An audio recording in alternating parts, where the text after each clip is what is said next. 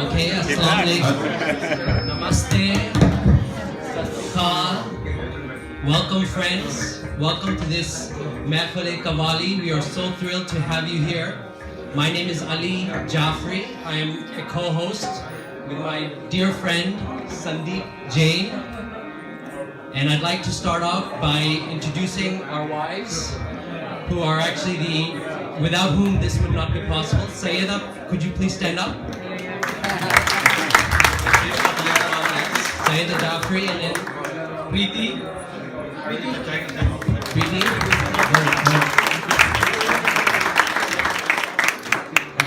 We are so thrilled to have all of you here. We know that people have come from all over, despite the traffic that's out there, despite everything, you made it possible to come over here and be part of this wonderful event, so we thank you. People are here from New Jersey, from Connecticut, from the city, from all over. So thank you so much for joining us. We'd like to start off by addressing some housekeeping things, including exits. Hi, I'm Sandeep. So just some housekeeping things. We do have 2 exits there. In case of fire, we do have a fire extinguisher.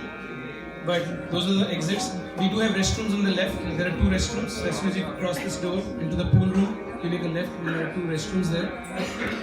In case anybody needs assistance, either getting out or coming in, or have a family member that's coming in, we would actually help you out and bring them in. And if you need more comfortable seating, please ask us. Don't hesitate.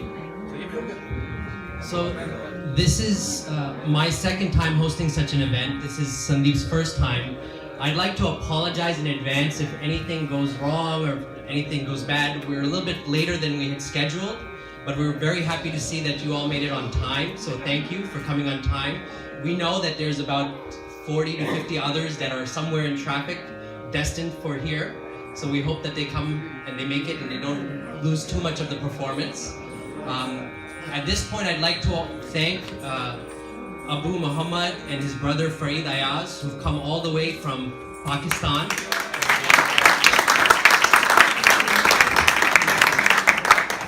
I had the pleasure of hearing them do a Mehfil Sama 3 years ago in a mosque in Tribeca. And I have to say, it was such an amazing and incredible experience. I was looking forward to the day that they'd return, and we had this amazing opportunity that they could be here. And it's not always the case that him and his brother and their families, you need all the stars to align. So we're very, very grateful that they were able to make it and we were able to have this event tonight. Yeah, I especially want to thank them for really, they came all the way from Chicago just today. The flights were late. They barely got rest. They were supposed to sleep before they came. They barely got enough time to eat. And their commitment to their music is so much that they said, no, we will be there, and they're here today. So they really deserve a round of applause. And of course, Tamiz here is the music person. He's a big help, and he set up this whole complicated musical microphones and speakers here. I'd like to thank him as well. Tamiz, thank you so much. Inspiration. So I'd like to share a few words. Most of you are familiar with what Qawwali is, but for those of you who aren't, Sandeep and I had to go through a refresher course to really figure out what is Qawwali and where does it come from, what are the origins, what's the significance of Qawwali. So what I learned was Qawwali actually comes from the word qawl, which means axiom or dictum.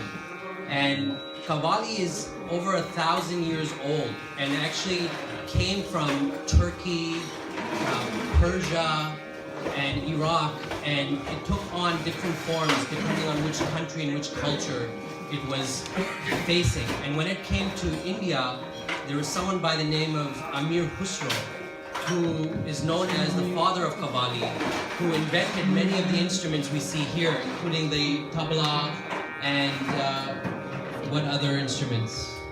Sitar. He's known to have invented those instruments. What else? Is there anything else that needs to be said? So, one of the things that people struggle with, and as we were inviting guests, one of the struggles that they had was Qawwali is a shrine music or a devotional music. It's actually a spiritual, devotional, Sufi music. There's no doubt that's where it has its roots. But it actually belongs to the Indian continent, whether you say India, Pakistan, Bangladesh, Sri Lanka, it belongs to the Indian continent. It doesn't exist outside of India, the way that we celebrate this. Now the irony of Qawwali is, mainstream and I would say some Islamic people who follow Islam, they don't believe music as part of the Islamic faith. And then we have the Indians on the other side that disown Qawwali as being non-Indian. So it's quite ironic that who owns Qawwali? And our real effort here is to make sure that we provide patronage to this art form that's dying. And like any other art form, whether it's handicrafts or anything else that you tackle in life, if you don't have patronage, if you don't have sponsorship, the art form dies. I'll just give you one brief example. I was in Kashmir, and the Pashmina weavers, the youngest was 66 years old, the oldest was 90, and none of the kids want to do this anymore. So part of the thank you that I need to thank all of you here is for really coming in, stepping out. Many of you are here for the first time and actually coming here to support this art form. Because what we want to do is not only support them, but also their families. There are 11 or 12 of them that have flown all the way from Pakistan to Chicago to here. And we really are very thankful for all of your support in helping us host this event. One other thing that's worth mentioning, we're going to have an intermission. I don't know if we mentioned that. About an hour and 15 after the music gets started. And we'll have delicious Indian sweets that you can try. And we all are wearing name tags, hopefully. So we'll get an opportunity to know each other. There's people from all different backgrounds. And hopefully after intermission, we'll also get a treat with a wonderful musician who's going to be playing the flute along with the qawwals. I want to add one other thing that I found very beautiful in my research. When I was researching Qawwali, the question came up, Sufis and Sufism, what is Sufism? And depending on who you ask, they'll have a different answer. But there was a beautiful answer that Farid Ayaz gave in his interview on YouTube, if you Google it, what is Sufism? So he started off his answer by saying, it's not an ism. Sufi is not an ism. It's something that transcends all religions, all beliefs. And in that sense, it answers Sufi is a personal experience. There you go. From the man himself. It's a personal experience and it answers 3 questions. Mujhe aap bataye, maine galat suna?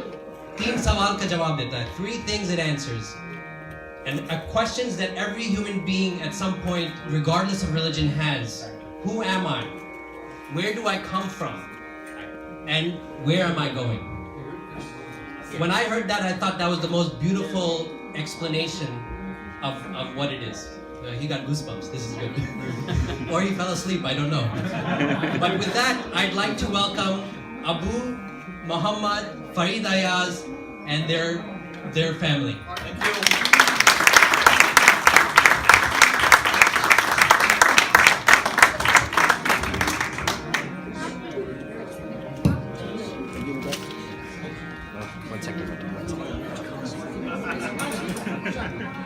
Thank you, Ali.